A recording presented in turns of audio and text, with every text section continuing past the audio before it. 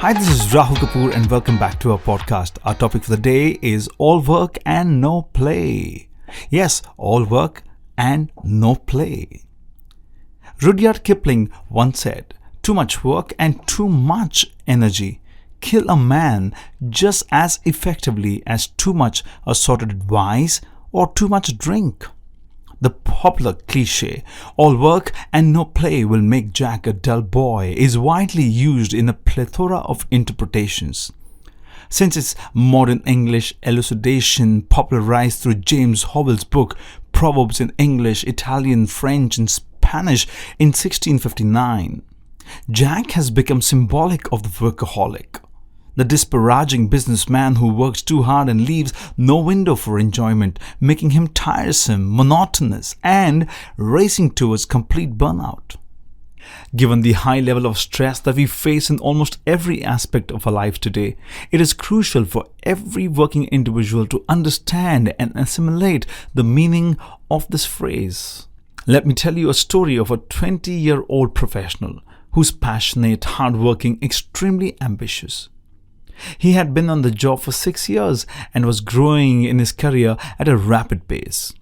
He's been married for 2 years and lived in a joint family with his spouse, parents, and siblings. Over the last few months, he had been extremely busy working. Working overtime had become a part of his daily routine. In his pursuit to create new benchmarks in his field of expertise, he was putting in long hours. The result of his hard work reflected in the success he achieved in a short span of time.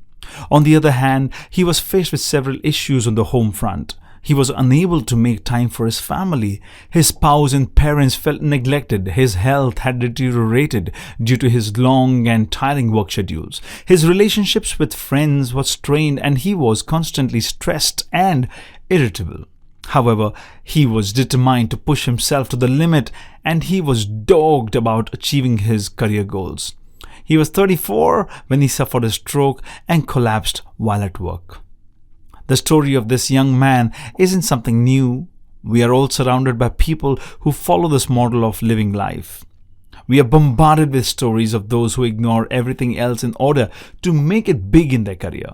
However, there is a fine line that differentiates between the phrase in question and its opposite that states all play and no work makes Jack a candidate for poorhouse. It is left to you to understand the difference and strike a balance between all work and no work at all. The first step to achieve this balance is to understand the truth. Organizations are in business to make money and you are working to make money. You might proclaim to earn for your family, children, and not for any selfish motive.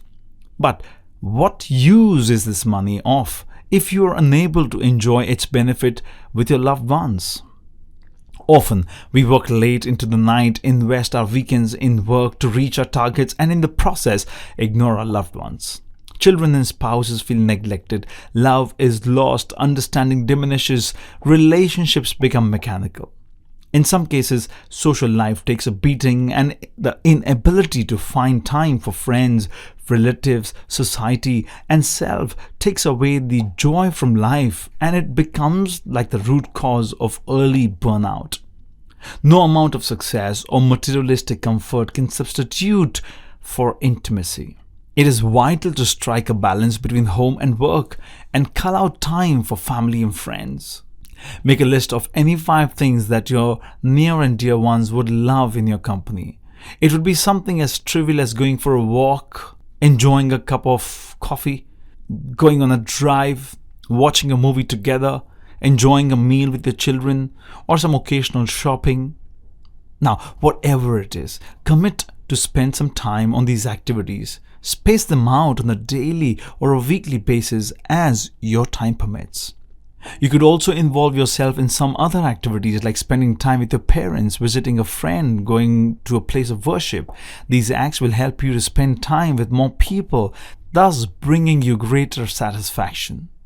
Without good health, you will never be able to achieve anything in your life.